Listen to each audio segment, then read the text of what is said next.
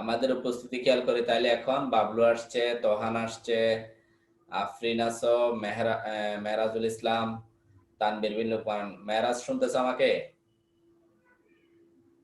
মেহরাজ শুনতেছ? মেহরাজ নাই মনে হয়, মাঝে মাঝে চলে যায়। মুসলিহা জাহান শুনতেছ? Yes, sir. হ্যাঁ। তারপর শেখ রুহুল কায়সার। Yes, sir. হ্যাঁ, তোহান তো আছেই, তোহানও শুনতেছে। তোহান ভালো, এখন ক্লাস করে অনেকদিন দেখি। রায়হান হায়দার শুনতেছ?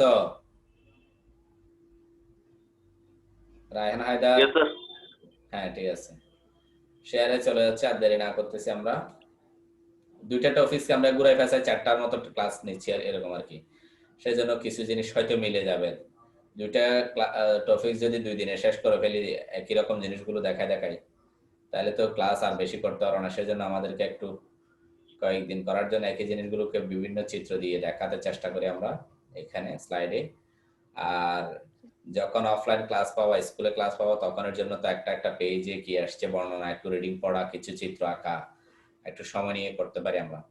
এখানের জন্য এত রিডিং এর লাইনগুলো এখানে স্লাইডে তুলে দেয়া, আবার চিত্র আঁকার পদ্ধতি এখানে তো ওভাবে দেখানো সম্ভব হয়ে ওঠে না। সেজন্য আমরা প্রায় দুইটা টপিক ইম্পর্টেন্ট থাকলে দুইটা টপিকের উপর যদি 4টা ক্লাস নিতে হয়, আসলে একই চিত্রগুলো চলে আসে প্রায়। এরপর আমরা খেয়াল করব, নতুন ভাবে কিছু কথা বলার চেষ্টা করব বিভিন্নভাবে, বা একই জিনিসটাকে দুইবার করে দেখে আয়ত্ত করার চেষ্টা করব আমরা। তাইলে আমরা শেয়ার যেটা দিচ্ছি সেটার দিকে যাচ্ছি এবার। মূল স্লাইড সবাই দেখতেছো কিনা সেটা এবার একটু বলো আমাকে। স্লাইড সবাই দেখতেছো? Yes, sir. স্লাইড সবাই দেখতেছো? তাইলে আমরা স্লাইডের আলোকে যাচ্ছি, কথা বলতেছি এবার আস্তে আস্তে। প্রথম পরিচিতি আসছে, দেখো পরিচিতি। পরিচিতির পর আমরা গেলাম পাঠ পরিচিতি। দেখো জীববিজ্ঞান 14 অধ্যায়। আমরা 40 মিনিটের ক্লাস, এখানে 50 মিনিট লেখা আছে স্লাইডে যেভাবে তৈরি করা আছে আর কি। আগে নিচের ছবিগুলো লক্ষ্য করে একটি কথা লেখা আসছে। একটা উদ্ভিদ দেখা যাচ্ছে, দেখো কি সুন্দর করে কাটা হয়েছে, খেয়াল করে দেখো। উদ্ভিদের কাণ্ড উপরের দিকে কিছু অংশ কাটা হয়েছে, আর একটা পাশেও কাটা হয়েছে, কক্ষ মুকুল বলা হয়। অর্থাৎ কক্ষের দিকে মুকুল সৃষ্টি হয় বা কাণ্ডকে কাটা হয় পাশে। কাণ্ড একটা, অর্থাৎ একটা উদ্ভিদ, এটা উদ্ভিদের এই পাশে, এখান থেকে কতগুলো, এদিকে একটা শাখা, এদিকে একটা শাখা গিয়েছে, নিচে আরেকটা এরকম শাখা গিয়েছে। এই কোণার এই অংশটাকে সাধারণত কাক্ষিক মুকুল বলা হয়। তাইলে এবার দেখি আমরা এখান থেকে কেটে, অর্থাৎ অসংখ্য চারা উৎপাদনের জন্য কাজে লাগানো হয় রাসায়নিক পদার্থ দিয়ে। এখান থেকে প্রথম একটা চিত্র দেখাচ্ছে যে সবগুলো উদ্ভিদ এরকম হবে না। ভিউ অফ মাদার প্ল্যান্ট বলছে, মাতৃ উদ্ভিদ বলছে আর কি। মাদার প্ল্যান্ট, মাতৃ উদ্ভিদ যেটা থেকে নেয়া হবে।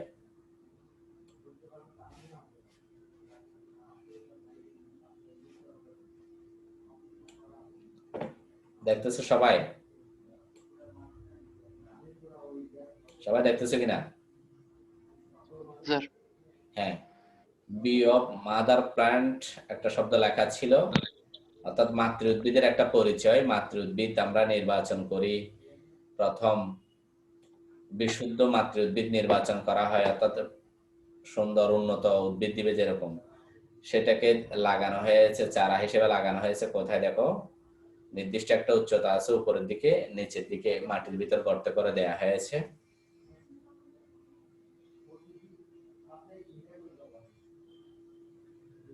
হ্যালো, জি আসসালামু আলাইকুম। আমি কল দিব একটু পরে, এখন একটু ক্লাস আছে সেজন্য। আচ্ছা,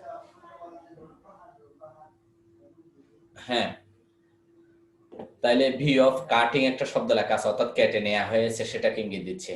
কেটে ওই ওখান থেকে নেওয়া হয়েছে, যেটা নেওয়া হয়েছে বরাবর এটা লাগিয়ে দেওয়া হয়েছে, দেখো এখানে।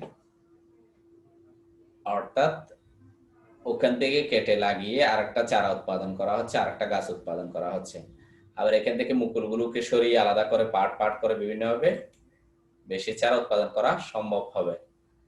এটা কিন্তু টিস্যু কালচারকে ইঙ্গিত দিচ্ছে। চিত্র যেটা দেখাচ্ছে এটা টিস্যু কালচারকে ইঙ্গিত দিয়েছে, সেখানে কোনো ডিএনএ এর কাটছাট করা নাই। দেখো একটা পাত্রের মধ্যে ওই মূল বা পরাগরেণু যেটা কাটা হয় বা মুকুল, পার্শ্বমুকুল, শীর্ষমুকুল যেগুলি কাটা হয় সেটাকে পাত্রের মধ্যে রেখে রাসায়নিক পদার্থ দেয়া হচ্ছে। দেখো নির্দিষ্ট তাপমাত্রা দেয়া হয়, একটা ওই তোমার ওই মোম জলে যে একটা চেরাগের মতো আছে দেখো এখানে। এরপর দেখো চিমটা দিয়ে ধরছে, আর একটা দিয়ে এখানে লাগিয়ে দিচ্ছে ইয়ার মধ্যে, পাত্রের মধ্যে। এরপর কিছু রাসায়নিক পদার্থ প্রয়োগ করা হয় সেটাতে, যাতে মূল আসে। দেখো এভাবে কিছু প্রক্রিয়া সম্পন্ন করার পর এগুলিকে সংরক্ষণ করা হয়েছে দেখো নির্দিষ্ট তাপমাত্রায়, জারের ভিতরে বিভিন্নভাবে পাত্রের মধ্যে রেখে, কাচের পাত্র বা প্লাস্টিকের বিভিন্ন পাত্রে রেখে, অর্থাৎ এই কনিক্যাল ফ্লাস্ক বলি আর ছোট ছোট পাত্র বলি। কাচের দেখো বোতল, কাচের বোতলও হতে পারে, কনিক্যাল ফ্লাস্কও হতে পারে। কনিক্যাল ফ্লাস্ক বলতে কি বোঝানো হয় স্যার? তোমার বইতে যে চিত্রগুলো আসছে ওই চিত্রগুলো, টিস্যু কালচারের অংশ দেখতেছি আমরা। সবাই শুনতেছো? Yes, sir. Yes, sir. তাইলে দেখো আলাদা করে এখানে আবার রাখা হয়েছে রাসায়নিক পদার্থ দিয়ে, কিছু সময় দেওয়া হচ্ছে তাকে মূলগুলো গজানোর জন্য। কিছু সময় বলতে 1 ঘন্টা 2 ঘন্টা 3 ঘন্টা এরকম না, এক এক উদ্ভিদে এক এক রকম, 2 দিন 5 দিন 7 দিন 10 দিন এরকম এক একটা লেভেল রাখা হয়। অসংখ্য চারা উৎপাদন করবে মূল প্রক্রিয়া ছিল। আর তাকে যদি প্রাকৃতিক ভাবে করতে দেওয়া হতো, কোনো কৃত্রিম ভাবে এভাবে প্রক্রিয়া না করা হয়, তাহলে একটা কাণ্ড, একটা উদ্ভিদ থেকে একটা উদ্ভিদই থেকে যাবে, আর উদ্ভিদ আসবে না। ওখান থেকে শুধুমাত্র ফল খেয়ে আবার কখন একটা চারা, একটা বীজ লাগাবে তখন। আর এখন কি করতেছে, মুকুলগুলো বা পার্শ্ব মুকুল বা শীর্ষ মুকুল কিংবা পরাগরেণু, ফুলের মধ্যে পরাগরেণু আসে হাজার হাজার লক্ষ লক্ষ, এটাকে এভাবে পাত্রে রেখে প্রক্রিয়াজাত করার পর আলাদা করে রাসায়নিক পদার্থ দিয়ে কাচের বোতলে বা কনিক্যাল ফ্লাস্কের মধ্যে রেখে, কনিক্যাল ফ্লাস্ক বলতে কাচের কতগুলো ফ্লাস্ক আছে, আমরা কেমিস্ট্রি যখন প্র্যাকটিক্যাল করা এখানে স্কুলে তখনের জন্য দেখবা।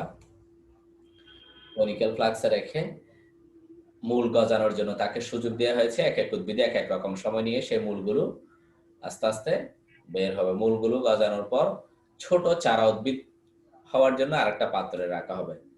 ছোট চারা উদ্ভিদ যখন হবে তখন সেটাকে আবার টবে লাগানোর জন্য আস্তে আস্তে নিয়ে যাওয়া হবে। দেখো এবার ওই প্রথম রাখা হয়েছে ছোট চারা উদ্ভিদ হচ্ছে শেষের 4 নাম্বার চিত্রে। দেখো প্রথমটা আলাদা করা হয়েছে পাট, গাছের সূক্ষ্ম অংশকে পুষ্টি মাধ্যমে স্থাপন, পুষ্টি মাধ্যমে স্থাপন। তাহলে পুষ্টি মাধ্যমে স্থাপন করার পর মূল 3 নম্বরে মূল গজিয়েছে, নিচের দিকে ক্যালাস আকৃতি অবয়ব আসে। প্রথম 2 নম্বর চিত্রে ক্যালাস বা অবয়ব আসে, 3 নম্বর চিত্রে মূলগুলো একটু একটু গজায়। তারপর গজানোর পর মূল বের হওয়ার পর বা ভ্রূণ বের হওয়ার পর পুষ্টি মাধ্যমে সূক্ষ্ম অংশকে পুষ্টি মাধ্যমে স্থাপন করা হয়েছে বা স্থানান্তর করা হয়েছে বা রাখা হয়েছে। সে ছোট একটি চারা উদ্ভিদ দিচ্ছে, যেটা আমাদেরকে টবে লাগাতে সাহায্য করবে। কিসে লাগাতে? টবে লাগাতে সাহায্য করবে। দেখো এই চিত্রটাতে এখন যে চিত্রটা আসছে, যে খেয়াল করো, এখন চিত্র যেটা আসছে আইসোলেটেড সেলস বলা হচ্ছে, অর্থাৎ ওখান থেকে আইসোলেশন করা হয়েছে, এক্সপ্যান্ড পৃথক করা হয়েছে। এক্সাইজড পিচ অফ লিফ, অর্থাৎ পাতার অংশকে সাইজ করে, অর্থাৎ যেগুলি থেকে সাধারণত অন্য চারা উৎপাদন করতে সক্ষম পাথরকুচি পাতার সাহায্যে প্রজনন করে। প্রাকৃতিকভাবে গড়তে দিলে একটা পাথরকুচি পাতা থেকে একটা গাছ আসবে। বিজ্ঞান গবেষণা করে করছে কি, সেটাকে এবার সাইজ করে রাসায়নিক পদার্থ দিচ্ছে, দেখো মাঝখানের চিত্রটাতে। এরপর সে আরেকটা পাত্রে রাখা হচ্ছে, ছোট গাছ আসার জন্য চেষ্টা করা হয়েছে। ওই গাছটাকে আলাদা করে এবার গাছের কোষ আলাদা করে পুষ্টি মাধ্যমে স্থানান্তর করা হয়েছে। দেখো গাছের কোষ আলাদা করে পুষ্টি মাধ্যমে স্থানান্তর করছে মাঝখানেরটাতে। এরপরে কোনা দিয়ে বাম পাশে যেটা দেখাচ্ছে, মাউস দিয়ে ধরতেছি আমি, এটাও এরকম করা হয়েছে। অর্থাৎ এখন ছোট উদ্ভিদ দিবে, ছোট উদ্ভিদ পুষ্টি মাধ্যমে স্থাপন, এটাও পুষ্টি মাধ্যমে স্থাপন, এটাও পুষ্টি মাধ্যমে স্থাপন। এরপর এটা জাস্ট এখান থেকে আলাদা করে নিয়ে আবার কিছুদিন রেখে দিবে এরকম ব্যাপার নয়। নেয়াটাকে বোঝাচ্ছে এখান থেকে নিয়ে একটাকে পৃথক করে এরকম একটা একটা গাছ লাগানো যেতে পারে। টবের ভিতরে লাগানো হয়েছে। টবে কি কয়েকদিন থাকার পর সে প্রকৃতির সাথে পরিচয় হয়, তারপর গিয়ে সে তাকে আমরা আমাদের মতো মাঠে বা বিভিন্ন জমিতে খনন করার পর সেখানে পুষ্টি দিয়ে বিভিন্ন বাহ্যিক যে পটাশিয়াম ম্যাগনেসিয়াম বিভিন্ন সারগুলো আছে সেটা মিশ্রিত করে গোবর সহ সেখানে লাগানো হয়, তারপর সে আমাদেরকে উদ্ভিদ দেয়, অসংখ্য উদ্ভিদ দেয়।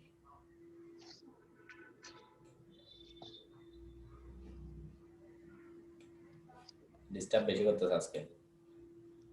ইনভিট্রো পরিবেশ বলা হয়, ইনভিট্রো ফার্টিলাইজেশন, অর্থাৎ রাসায়নিকভাবে কৃত্রিম উপায়ে প্রক্রিয়া করা হলে তাকে ইনভিট্রো বলা হয়। একটি জারের মধ্যে, ভিতরে বাইরে নয়।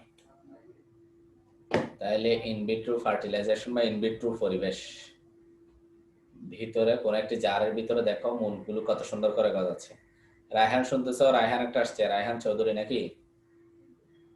Raihan? Yes, sir. Yes, sir. Yes sir, yes sir, দুইবার আসছে। রহুল কায়সার? হ্যাঁ স্যার, কিছু বলছিলেন স্যার আমাকে? আর একটা রায়হানকে বলছে।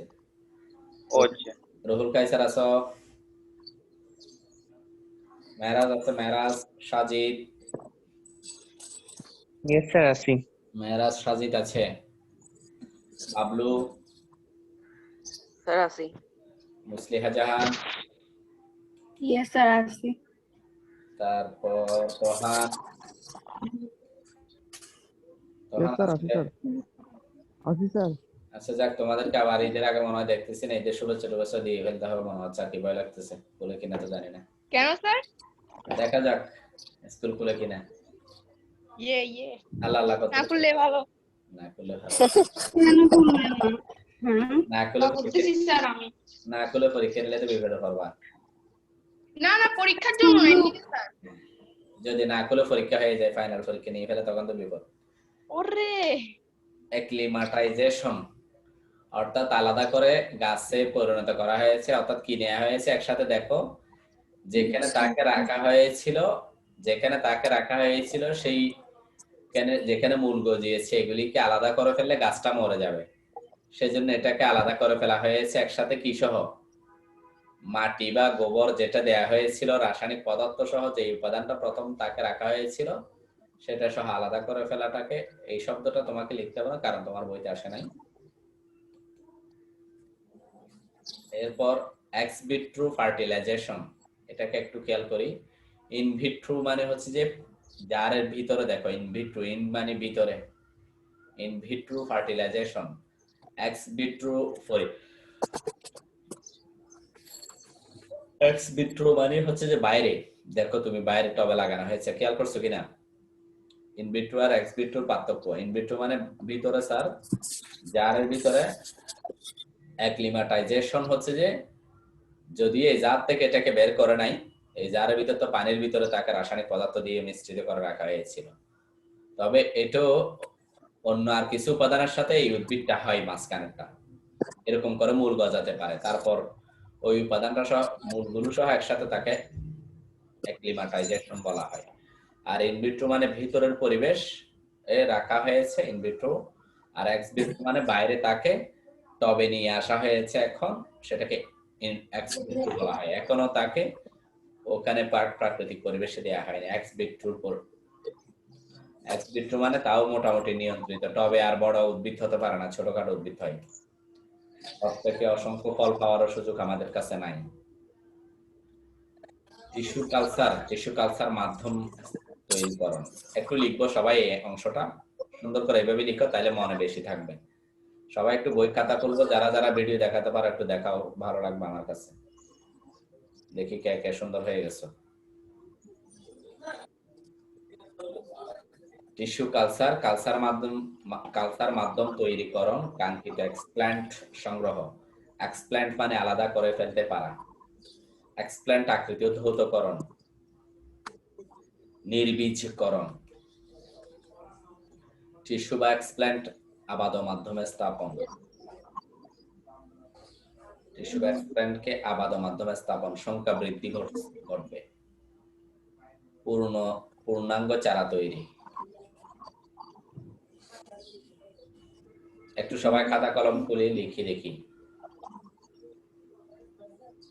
এরপর আর কিছু নাম আসলে সেটা করে দেখবো আমরা।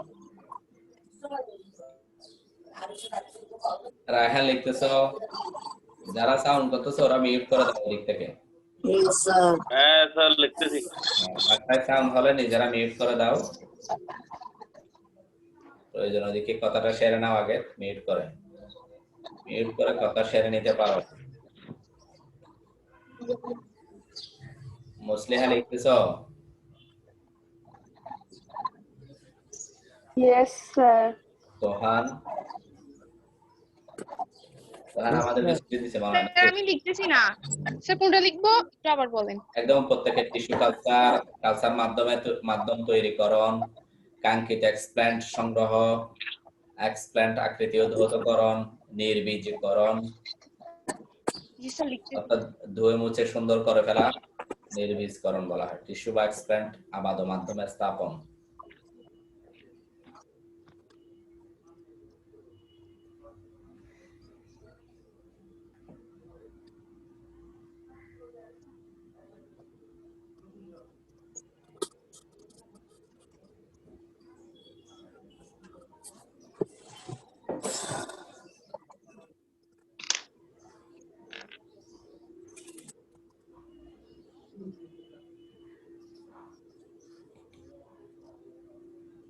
কাইসার লিখতেছ? রুহুল কাইসার?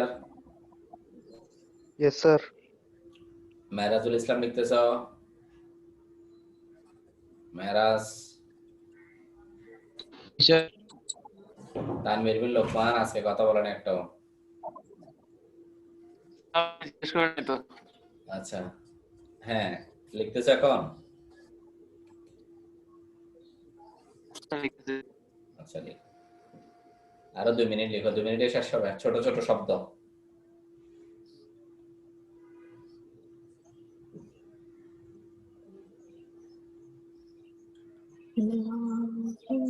লিখছি। বক্স করে লিখো, ছোট করে। বক্স, আচ্ছা। বক্স করতে পারো না, অথবা একটা তীর চিহ্ন দিতে পারো, টান একটার পর একটা।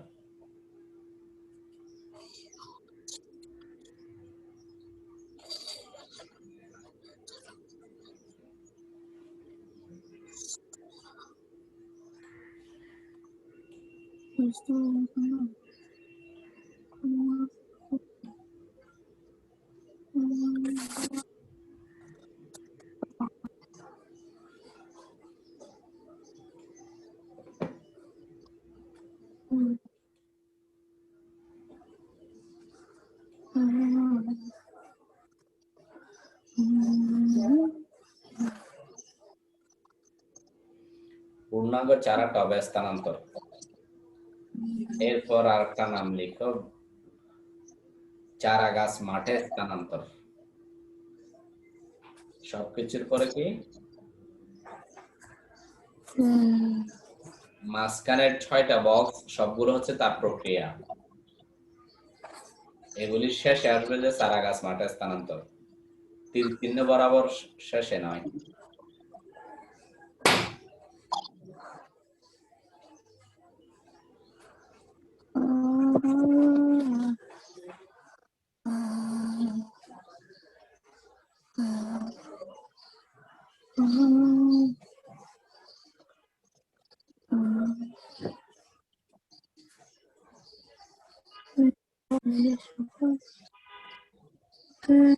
তোমায় তাও লিখতেছে? স্যার আমি না তুলছি। আচ্ছা দেখো, সাজিদ? Yes, sir. কার কার লেখা শেষ একটু বলো দেখি। স্যার লেখা শেষ। আর শেষ। তারপর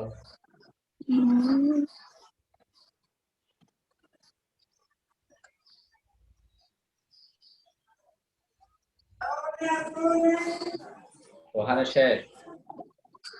আচ্ছা শেষ। বাবলু? তাই আমরা ভালো হয়ে যাই। স্যার শেষ। শেষ হলে আস্তে আস্তে ভালো হয়ে যাচ্ছে। স্যার একটু আমি তুমি ঠিক এটা হইছে স্যার শেষ।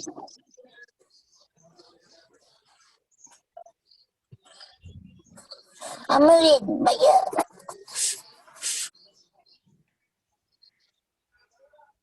দেখি কি আসছে।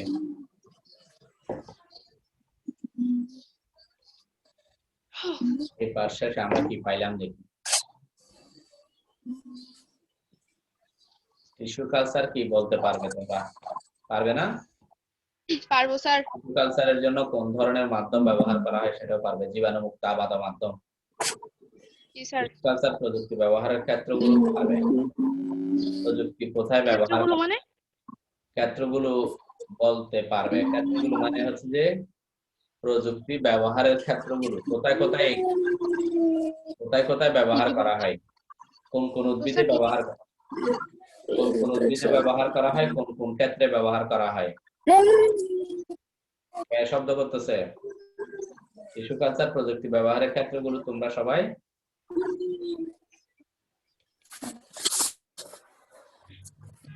এটা লিখো দেখি। লিখতে দিব না, এটা লিখো শুধু।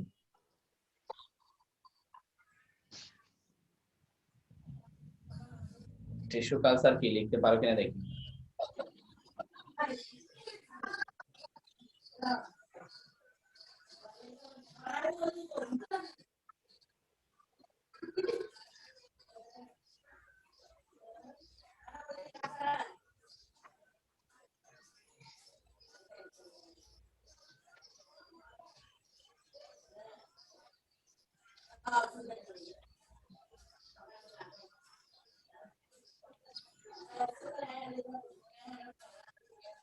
স্যার লিখছি।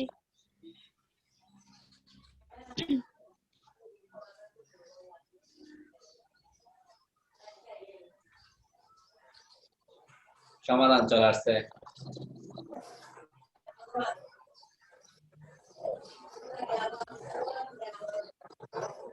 স্যার আমি তো বইয়ের মতো করে লিখছি।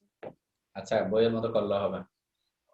যারা এটা লিখতে চাও এটা লিখো, যারা বইয়ের মতো লিখতে চাও লিখো বইয়ের মতো, একভাবে লিখলে হবে।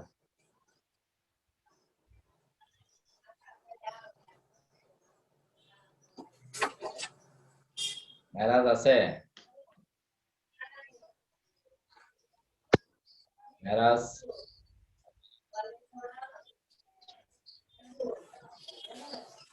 আছো? টিচার আছে। এটা পড়ো তো দেখি কি লিখছি এখানে। টিস্যু কালচার বলতে কোনো কৃত্রিম পুষ্টির মাধ্যমে কোনো কোষ, কলা বা অঙ্গাণুকে আবাদ বোঝায়। হ্যাঁ, তোহার একটু বলো দেখি, এটা পড়ো দেখি। তোহান নাই? তোহান এটা একটু পড়ো দেখি। টিস্যু কালচার বলতে কোনো কৃত্রিম পুষ্টির মাধ্যমে কোনো কোষ, কলা বা অঙ্গাণুকে আবাদ বোঝায়। তাহলে কৃত্রিম পুষ্টি মাধ্যম মানে কি? মানুষ তৈরি করছে। কৃত্রিম পুষ্টি মাধ্যম মানে কি? মানুষ রাসায়নিক পদার্থ দিয়ে পুষ্টির উপাদান তৈরি করছে, সেজন্য কৃত্রিম আবাদ।